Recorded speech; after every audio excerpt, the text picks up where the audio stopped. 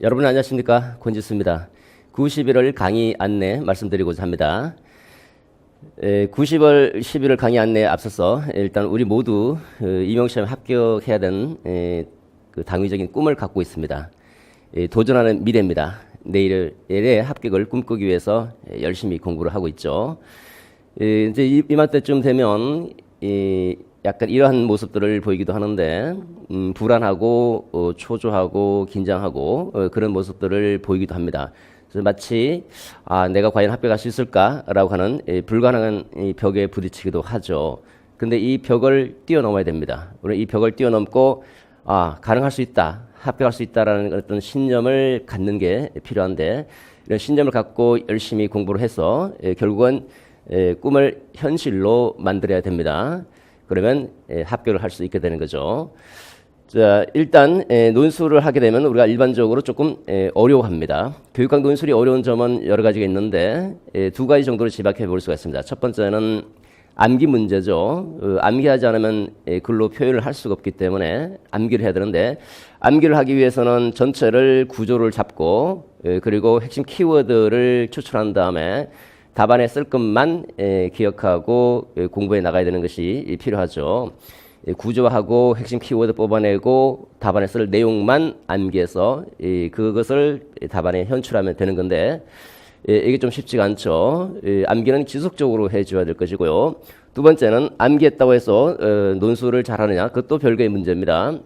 논술을 잘하기 위해서는 논제를 정확하게 파악을 하고 내가 기억하고 있는 개념을 적용해서 답안에다가 작성을 해야 되는 이 세 가지 과정을 요구하고 있는데, 첫 번째, 논제 파악에서부터 어려움이 부딪히기 시작합니다. 논제 파악이 어려운 이유는 의도를 파악하기 어려워서 그런 거죠. 출제자 의도가 무엇인지, 어떤 의도로 이런 문제를 냈는지 파악하기가 쉽지 않다라고 하는 것이고, 두 번째는 의도가 파악되더라도 문제 말뜻이 애매해서 어떤 의도, 어떤 의미로 이렇게 출제를 했는지 그 의미 파악이 부족해서 나타나기도 합니다.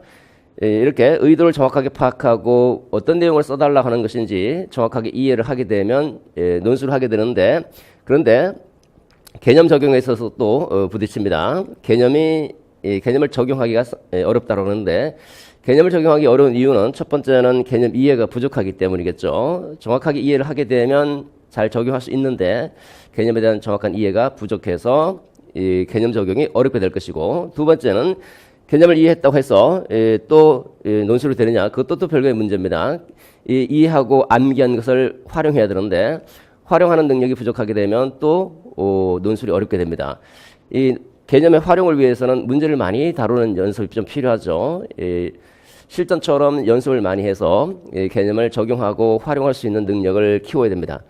세 번째는 답안을 작성해야 되겠죠. 답안 작성할 때 또 어려움에 부딪히는데, 답안 작성이 어려운 이유는 논술식으로 답안을 작성해야 되기 때문에 그렇죠. 논술에 대한 이해가 필요합니다.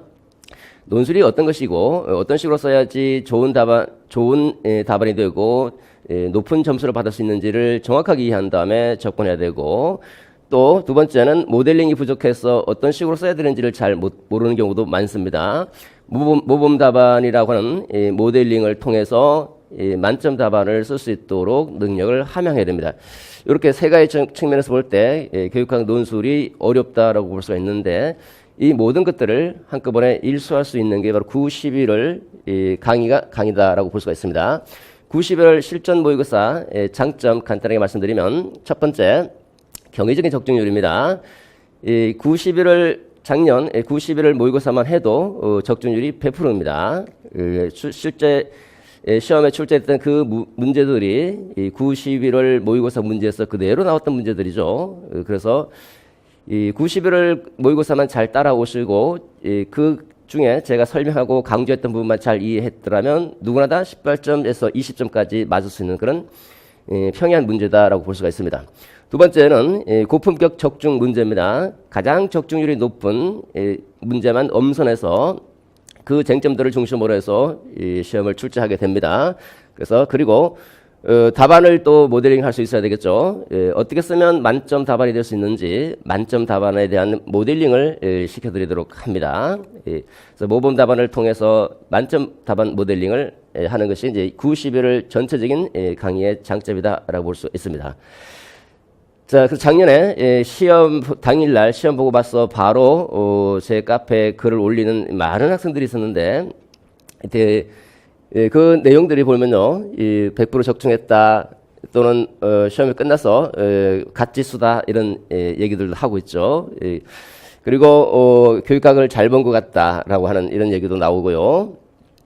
그동안 10점을 넘어본 적이 없었고 과락까지 맞아본 사람인데도 불구하고 이번에 뭔가 잘 받을 것 같은 예감이 들었다고 하는 거죠. 이런 분들 다 합격해서 지금 선생님 하고 계십니다. 이분도 마찬가지죠. 작년에 과락이었는데 자신 있게 잘 봤다. 선천적으로 교육학 머리가 없는 줄 알았는데 최고의 선택이었다라고 하고 있죠. 통찰력 덕분에 4개 문제 다 쓰고 나왔다라고 하는 분들도 많았습니다. 4문제 모두 다 아는 문제에서 놀랐다라고 하는 거죠. 어떤 분들은 제가 출제위원으로 들어간 걸로 착각했다 할 정도로 비슷한 형태의 문제 실제 모의고사에서 다뤘고 또 강조했던 문제들이 나왔다라고 하는 겁니다. 이런 식으로 시험 볼 때마다 제 얼굴이 떠올른다는 이런 학생들도 있죠. 그리고 이렇게 강조의 부분도 나왔고 어쨌든 저도 열심히 했고 그리고 저와 함께 공부한 모든 분들이 열심히 해서 높은 점수를 받게 되었습니다.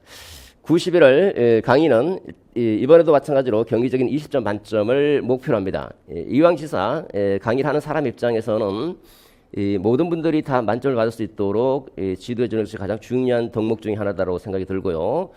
수험생분들도 저와 함께 협력해서 20점 만점을 받을 수 있도록 하는 것이 좋죠.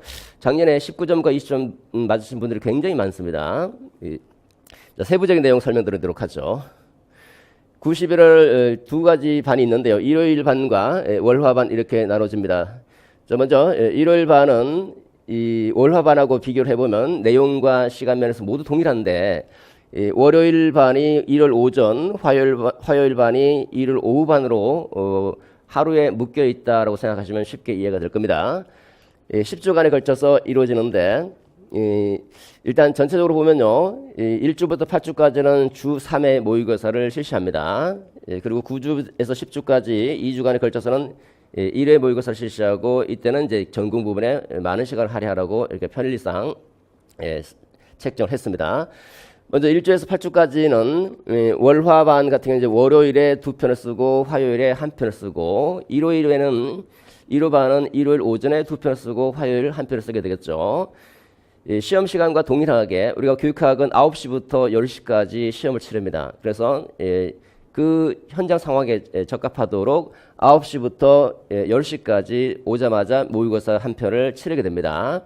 그리고 10분 정도 쉬었다가 50분 정도 해설을 합니다. 그리고 또 두 번째 시험을 또 들어갑니다. 두 번째 시험 또 1시간 시험을 치르고 또 해설을 하고 그 다음 화요일에는 또는 일요일 오후 반에는 또 아침에 9시부터 10시까지 또 시험을 치르고 해설을 하고 그리고 남은 시간은 핵심 전체를 다시 한번 정리를 합니다. 우리는 모의고사만 보는 것이 아니라 모의고사를 중심으로 해서 나와 있던 쟁점들을 전체적으로 한번 살펴보고 또 별도로 또 핵심을 다시 한번 정리해 나가는 이렇게 모의고사와 핵심 정리 이중의 장치를 두고 있습니다. 일반적으로 모의고사 시즌이면 모의고사를 풀고 해설만 하고 마는데 중요한 것은 핵심을 정리하는 거죠. 모의고사를 보는 것도 물론 중요하겠지만 그래서 두 가지를 한꺼번에 할 수 있도록 강의 방향을 설정했습니다. 자, 그 다음에 전체적인 강의 특징은 학계 동향을 반영해서 출제를 하고자 합니다. 학계의 동향을 잘 살펴서 어떤 것이 가장 출제 가능성이 높은 건지 예상하고 선정해서 그거를 적중 모의고사에다가 문제로 이제 만듭니다. 그리고 전체 내용 다시 핵심만 콕콕 정리를 하게 되는데 교재는 핵심 쏙쏙 1, 2, 3과 압축 코드는 이제 프린트물로 나갑니다. 두 가지를 이제 병행하게 되는데 9, 10월에 한번 정리를 하게 되고 그다음에 11월에 또 한번 정리를 해서 총 2번에 걸쳐서 영역별로 개별적으로 계속 정리해 나갑니다. 모의고사는 모의고사대로 보고 또 거기 관련된 쟁점을 쟁점대로 해설하면서 또 별도로 영역별로 핵심 정리를 2번 하게 됩니다. 물론 저희 교재는 핵심 속수 1, 2, 3지만 이 교재가 없다 하더라도 이 강의 따라오시는 데는 전혀 문제가 없을 겁니다. 자, 그 다음에 이제 개별적인 첨삭을 시행합니다. 직접 답안을 보고 어떤 점에서 잘못됐고 어떻게 개선해야 되는지를 지적해 보면서 만점 답안을 쓸 수 있도록 유도하고자 합니다. 그리고 출제 경향, 이거 우리가 조금 더 주목해야 될 부분들, 별표를 하나에서 3개 정도로 나누어서 가장 중요한 것 별표 3개, 조금 덜 중요한 것 별표 하나 정도 이렇게 나누어서 별표를 가지고 어떤 부분에 조금 더 신경을 써야 될 것인지를 안내해 드리고자 합니다. 그리고 이제 답안 같은 경우도 마찬가지죠. 어떻게 답안을 써야지 만점 답안을 받을 수 있는지, 똑같은 내용이라 하더라도 만점 답안을 쓰는 사람이 있는가 하면 그렇지 못한 사람도 있습니다. 분명히 비슷한 내용을 썼는데 왜 나는 다른 사람하고 점수 차이가 있는가? 그건 논술에 대한 이해가 부족하기 때문인 거죠. 동일한 내용이라 하더라도 어떻게 써야지 만점을 받을 수 있는지도 안내해 드리고요. 또 원하는 사람들끼리 또 모여서 팀별로 스터디하고 암기도 하게 됩니다. 자, 이렇게 해서 이제 90여를 전체적인 안내를 말씀을 드렸는데, 일단은 우리가 이제는 9월부터는 어떻게 하든지 간에 실제적인 문제를 토대로 해서 연습을 하고 다시 한번 개념을 정리하는 그런 시간이 필수적으로 요구되고 있습니다. 뭐 공부하는 분들마다 공부가 좀 덜 돼 있는 분들도 계시고 어느 정도 좀 돼 있는 분들도 계시던데, 덜 돼 있던 어느 정도 돼 있던 전혀 개의치 마시고 시작하는 겁니다. 만약에 교육학 관련해서 정리가 제대로 안 돼 있다라고 생각하시면 너무 욕심을 부리지 않고 이번 주에는 교육과정과 교육심리학 이 2가지만 공부를 해서 이 2개 내용은 완벽하게 쓰고 나머지는 뭐 아는 대로 쓰겠다, 이런 식으로 전략을 세우는 것도 좋습니다. 그 다음 주에는 한두 개 영역 더 플러스해서 3개에서 4개 영역은 공부를 해와서 정확하게 쓰겠다, 이런 식으로 점점 범위를 넓혀 나가게 되면 10월이나 11월 정도 되면 이제는 전체적으로 다 쓰게 되는 거죠. 이런 식으로 계속적으로 이제 영역별로 조금 나누어서 정리해 나가면서 공부해 나가는 것도 좋고, 또 제가 또 별도로 또 영역별로 정리해 드리고 있으니까 저 함께 같이 정리해도 좋고 별도로 정리해 와서 시험 보셔도 좋습니다. 자, 이렇게 하면 싸우고 이길 것인가, 이기고 싸울 것인가, 출제 쟁점을 미리 예상하고 시험에 들어가는 것이 중요하겠죠. 그래서 출제 예상 부분을 먼저 마음속에 품고 시험장에 들어가게 되면 이기고 싸울 수 있을 것입니다. 합격은 마음속에서 잉태됩니다. 여러분들과 저가 함께 협력해서 합격이라는 선을 이루도록 하겠습니다. 고맙습니다.